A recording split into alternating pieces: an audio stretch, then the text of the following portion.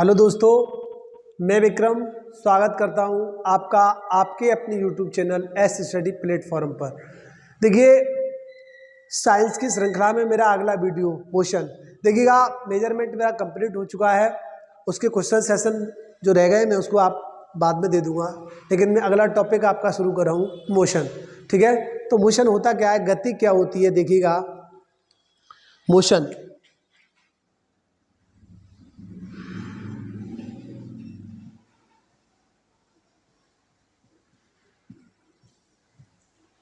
गति, ठीक है। गति क्या होती है, देखिए जब कोई वस्तु, मान लो गति की बात करते हैं, सबसे पहले तो ये बात करिएगा गति होती क्या है।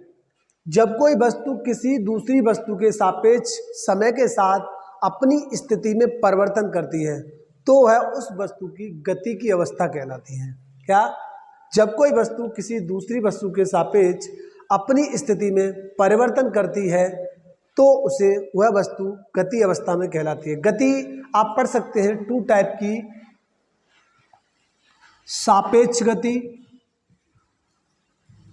और निरपेक्ष गति। निरपेक्ष गति, ठीक है। देखिएगा, सापेक्ष गति जो होती है, हम किसी वस्तु के सापेक्ष किसी दूसरी वस्तु का गति की निर्धारण कर रहे हैं। मान लीजिए यहाँ मैं हूँ, यहाँ से अगर दूसरी दूर हट जाता हूँ तो मैं इस बिंदु के सापेक्ष क्या हो गया, गतिमान हो गया। तो देखिएगा, और निरपेक्ष गति कोई होती नहीं है। ठीक है, निरपेक्ष किसी भी गति का निर्धारण करने के लिए हमको क्या करना पड़ेगा, किसी भी बिंदु को, किसी प्रेक्षण बिंदु को लेना पड़ेगा हमें। ठीक है, तो गति की बात यानी समय के साथ कोई वस्तु किसी दूसरी वस्तु के साथ अपनी स्थिति में परिवर्तन करती है तो उसे उस वस्तु की गति अवस्था कहलाती है। देखिए, अब मैं बात करता हूं उसके बाद टाइप्स ऑफ मोशन, यानी गति के प्रकार। क्या करता हूं, गति के प्रकार।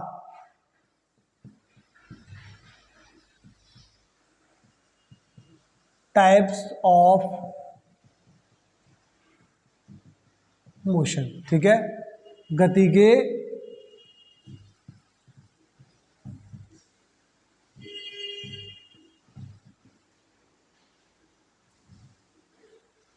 प्रकार। ठीक है, देखिए गति कितने प्रकार की होती है, देखिएगा। नंबर एक गति तल के आधार पर।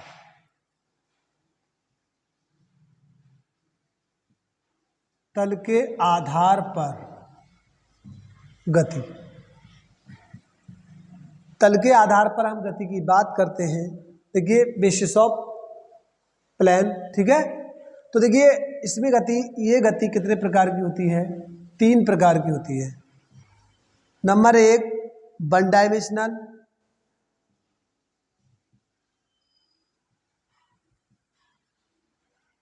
वन डायमेंशनल मोशन, ठीक है, शॉर्ट में लिख दूंगा। और 2 डायमेंशनल मोशन, 2D मोशन, और ये क्या हो जाएगा आपका 3D मोशन। गति तल के आधार पर 3 प्रकार की होती है, one dimensional motion, 2 dimensional motion, 3 dimensional motion. ठीक है, उसके बाद जो दूसरा इसका टाइप होता है, दूसरा टाइप पथ के आधार पर। पथ के आधार पर गति। पथ के आधार पर गति हम कह सकते हैं 2 प्रकार की गति होती है। पथ के आधार पर 2 प्रकार की गति होती है। नंबर 1 रेखीय गति, इसको कहते हैं लीनियर।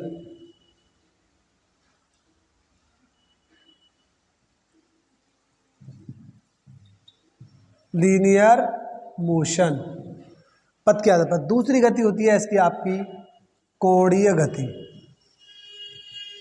कोणीय गति दूसरा प्रकार होता है कोणीय गति, इसको कहते हैं एंगुलर मोशन। ठीक है, एंगुलर मोशन। देखिए, इसमें आ जाएगा आपका, देखिए कोण क्या कहते हैं, घूर्णन गति, रोटेशनल मोशन, घूर्णन गति, और दूसरा आ जाएगी वृत्तीय गति,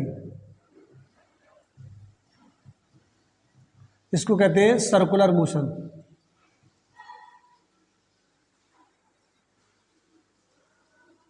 सर्कुलर मोशन देखिए तल के आधार पर तीन टाइप्स की होती है गति, और पथ के आधार पर दो टाइप की, लीनियर मोशन और एंगुलर मोशन, ठीक है। और इसमें क्या होता है, दो प्रकार की गति हो जाएगी, घूर्णन गति और वृत्तीय गति। देखिए एक प्रकार और हम पढ़ेंगे, ठीक है, एक प्रकार और पढ़ेंगे, उसमें होगा समय अंतराल। समय अंतराल के आधार पर गति, ठीक है। समय अंतराल के आधार पर गति हो जाती है आवर्ती गति, आवर्ती गति, और दूसरी होती है अनावर्ती गति, ठीक है, अनावर्ती गति, पीरियोडिक मोशन, ठीक है। तो देखिएगा आवर्ती गति, अनावर्ती गति, देखिएगा इसमें भी आप समझ सकते हैं, मैंने बताया आपको थ्री टाइप्स, मैंने आपको तीनों टाइप्स बता दिए। समांतराल के आधार पर जो गति होगी आवर्ती गति, अनावर्ती गति। आवर्ती गति क्या होती है, आवर्ती गति हमारी होती है ऐसी गति जिसमें एक निश्चित समांतराल के बाद पथ को दोहराया जाता है। क्या बताया मैंने आपको, ऐसी गति जिसमें निश्चित समांतराल के बाद पथ को दोहराया जाता है, ठीक है। तो ये आपकी क्या लगाएगी, आवर्ती गति। आवर्ती गति के आप उदाहरण समझ सकते हैं, उदाहरण के तौर पर आप समझ सकते हैं, नंबर 1 इसमें आ जाएगा वृत्तीय गति, वृत्तीय गति आ जाएगी। देखिए पंखा जो होता है आपका, पंखा होता है अपने ब्लेडों की गति एक निश्चित समांतराल के बाद बार बार अपनी गति को दोहराता है, बार बार अपनी गति को दोहराता है। इसके बाद आती है आपकी घूर्णन गति, आती है घूर्णन गति, घूर्णन गति, और तीसरा आ जाता है आपका, घूर्णन गति कह सकते हैं, तीसरा आता है आपका दोलन गति।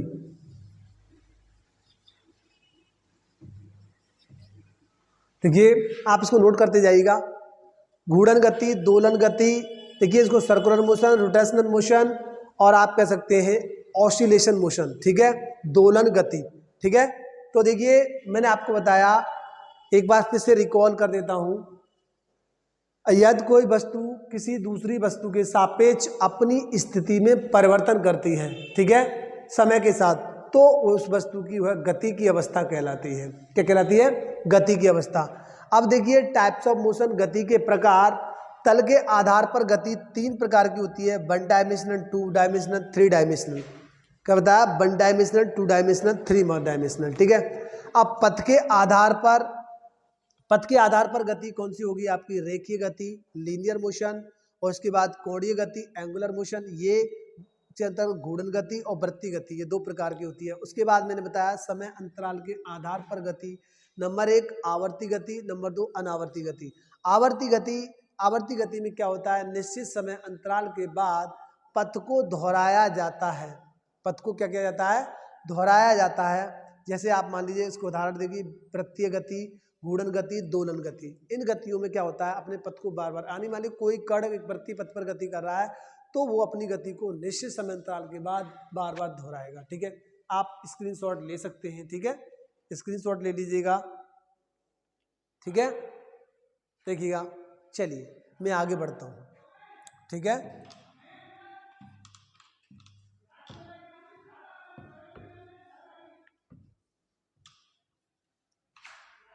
अब देखिएगा तल के आधार पर गति, क्या,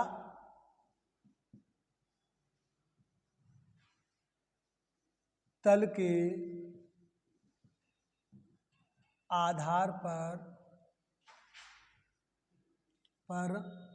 गति के प्रकार, प्रकार मैंने आपको बताए दिए, लेकिन मैं अब इनको अलग अलग पढ़ाऊंगा, ठीक है। तो देखिएगा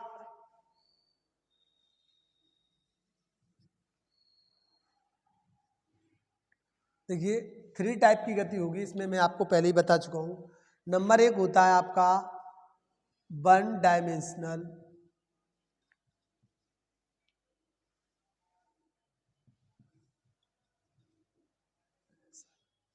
वन डायमेंशनल, ठीक है, मोशन, ठीक। दूसरी आएगी हमारी 2 डायमेंशनल मोशन, ठीक है। उसके बाद आती है हमारी 3 डायमेंशनल, 3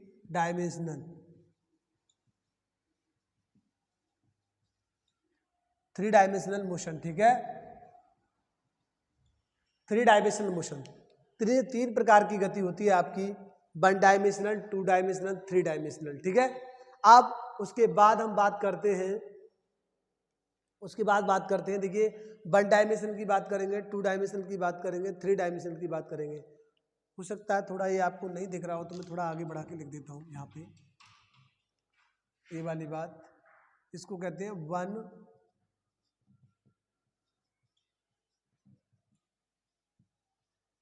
मोशन, ठीक है। 1 डायमेंशनल, 2 डायमेंशनल, 3 डायमेंशनल, ठीक है।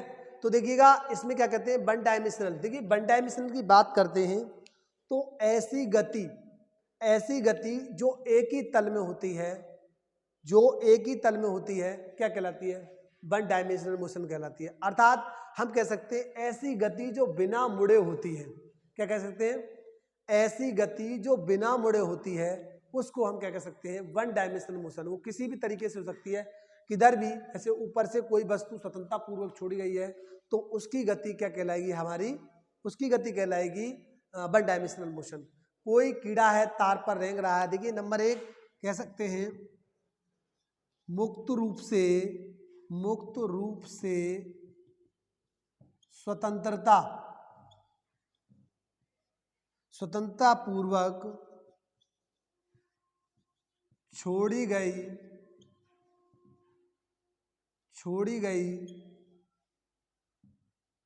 वस्तु की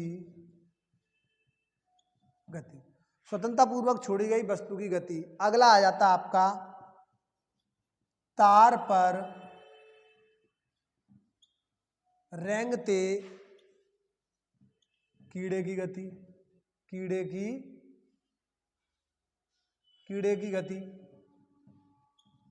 तार पर रेंगते कीड़े की गति। देखिए एक सिलाई मशीन होती है, सिलाई मशीन में एक सुई ऊपर नीचे जाती है तो उसकी भी गति क्या कह सकते हैं, सिलाई मशीन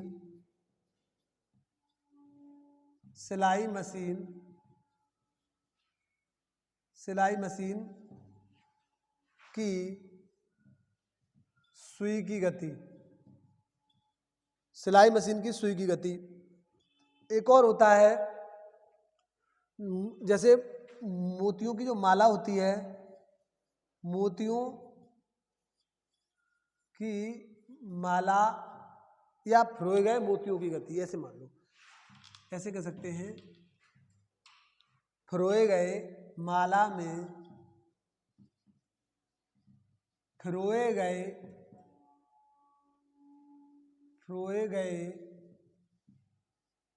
मोतियों की गति,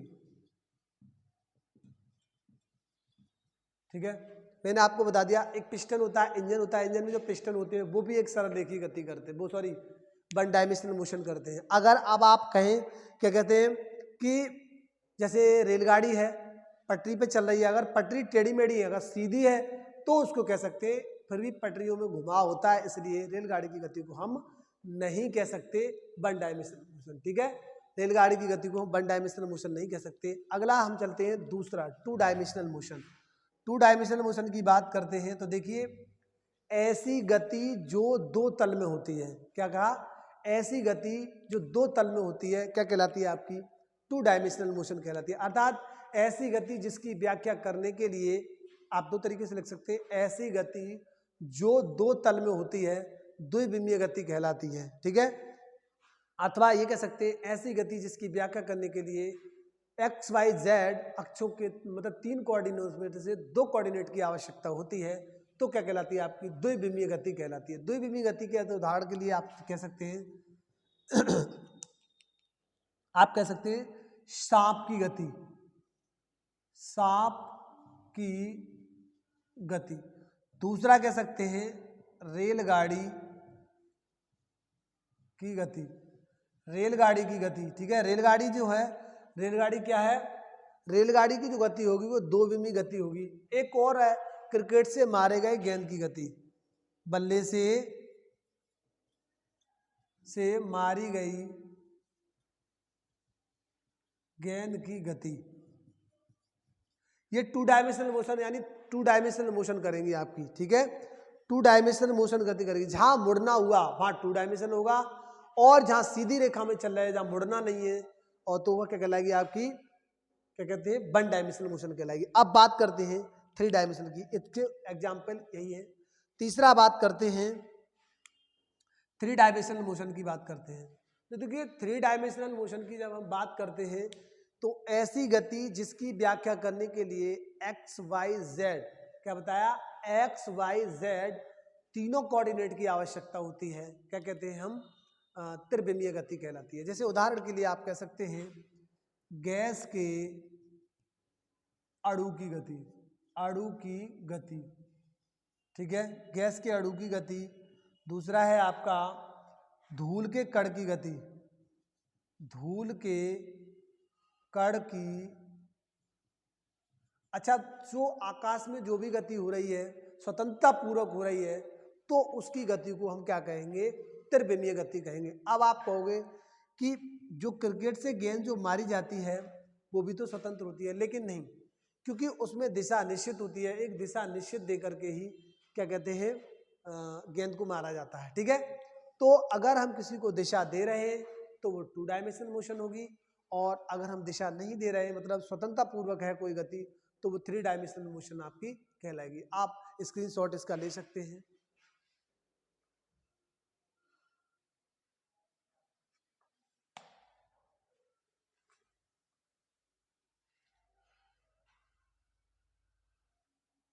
ठीक है, ले लिया होगा। देखिए इसमें आप ये भी कह सकते हैं चींटियां भी होती हैं, चींटियां जो गति करती हैं द्विविमीय गति में, तो वो भी गति आपकी क्या कहलाएगी, द्विविमीय गति कहलाएगी। और भी ये मैंने बताया जहाँ मुड़ना हुआ वहाँ आपकी 2 डायमेंशनल मोशन होगी। ठीक है, स्क्रीनशॉट ले लिया होगा आपने, तो देखिए मैं आगे बढ़ता हूँ।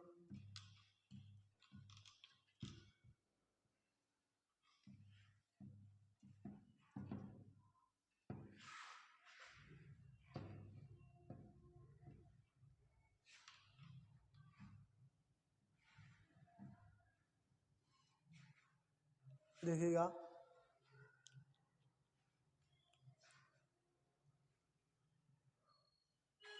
देखिए दूरी, दूरी की बात करते हैं, इसको कहते हैं डिस्टेंस। देखिए डिस्टेंस, और इधर कह दीजिए आप विस्थापन, डिस्प्लेसमेंट, एक ही में 2 काम हो जाएंगे आपका। देखिए विस्थापन क्या कह सकते हैं, दूरी तथा विस्थापन, डिस्प्लेसमेंट,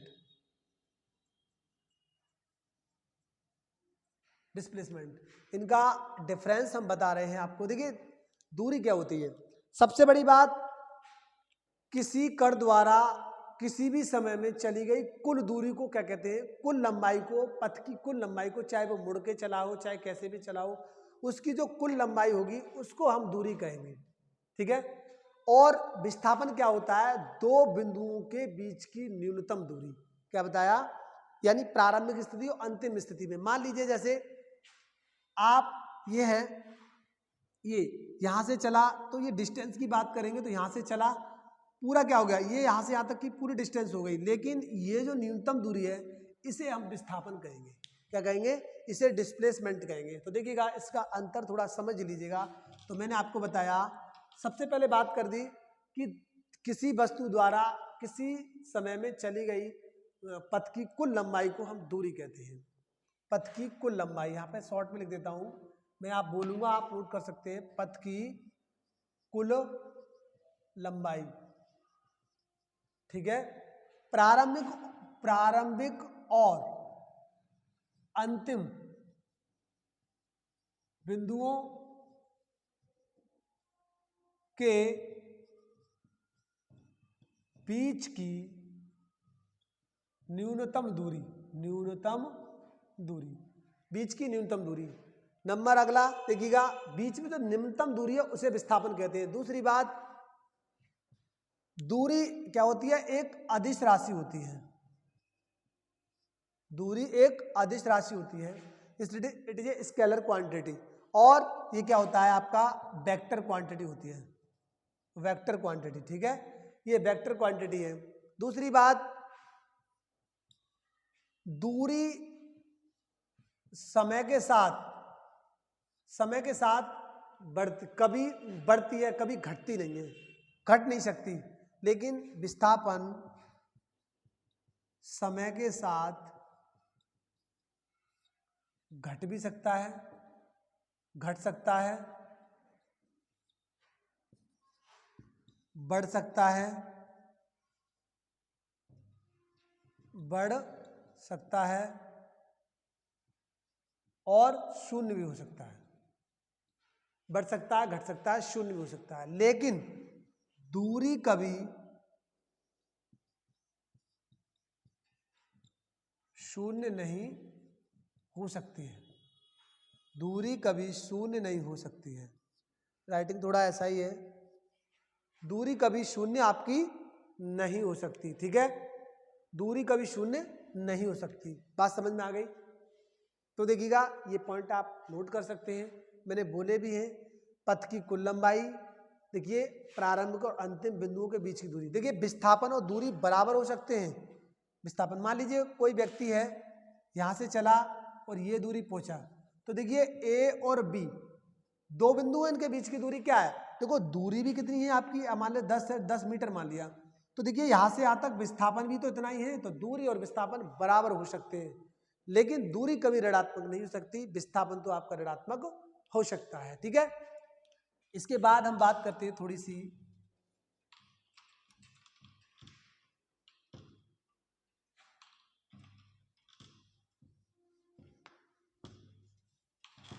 देखिएगा मान लीजिए कोई व्यक्ति है, यहां से ये चल लिया, ठीक है, ये है, वो यहां से चला ए बी सी, ठीक है, तो इसमें अब विस्थापन की ये मान लिया 8 मीटर 6 मीटर, तो उसका पूछ रहा है डिस्प्लेसमेंट। डिस्प्लेसमेंट की बात कर रहा है। डिस्प्लेसमेंट, एक और बात मैं आपको समझा दूं, अगर कोई व्यक्ति वृत्तीय पथ पर गति करता है तो उसकी जो दूरी होगी वो तो होगी आपकी 2 पाई आर, यानी वृत्त की त्रिज्या है आर, तो इसकी दूरी कितनी हो जाएगी 2 पाई आर। और जो डिस्प्लेसमेंट की बात करेंगे, डिस्प्लेसमेंट की बात करेंगे तो वो होगा 0। बहुत पूछा जाने वाला क्वेश्चन है, 0 होगा, ठीक है। तो क्या कहते हैं, इसकी बात करते हैं। अब हम विस्थापन निकालते हैं, तो देखिएगा आपने बहुत पहले पढ़ी होगी पाइथागोरस थ्योरम, पाइथागोरस